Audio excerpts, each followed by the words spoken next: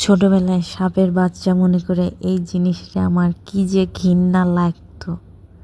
আর এই জিনিস সবাই হামলে হামলে খাওয়া দেখে আমার আরও ঘৃণা লাগতো। আমি জীবনে কোনোদিন আস্ত বায়াম মাছ খাই নাই। কার এলাকায় কী নামে ডাকে আমি জানি না, আমাদের এলাকায় এটাকে বাইম মাছ বলে। আসসালামু আলাইকুম, কেমন আছেন সবাই? তো এনাকে ফ্রিজে কত বছর যাবত রাখা আছে আমি জানি না। আজকে এই খনিজ সম্পদ বের করে আপু বলছিল পেঁয়াজ দিয়ে ঝাল ঝাল রান্না খাবি। আমার মনে পড়ে গেল ছেলেবেলার সেই পুরান স্মৃতি।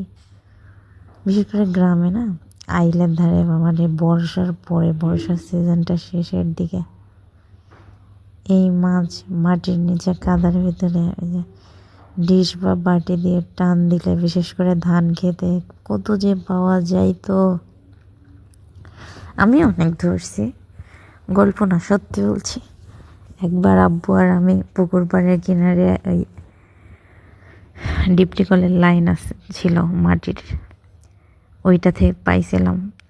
এই ডিশ দিয়ে টানা দিয়ে দিয়ে কত যে কাদার ভেতর মোচড়ায় উঠতো, কিন্তু আমি খাই নাই। তার রিজন একটাই, আমার মনে হতো এটা সাপের বাচ্চা। কি বিচ্ছিরি দেখা যেত, কিলবিল করে উঠতো, মুখ নাই, একটু চুক্কা মুখ, দেখেই কেমন লাগে। বাট রিয়েল ইট ইজ, এই মাছটা অনেক টেস্টি, অনেক মজা, অনেক স্বাদ।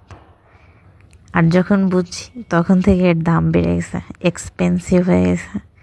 সহজে হাতের নাগালে পাওয়া যায় না, পাইলেও মূল্য বেশি। যদিও গ্রামের সুবিধা হচ্ছে চাইলেই পাওয়া যায়।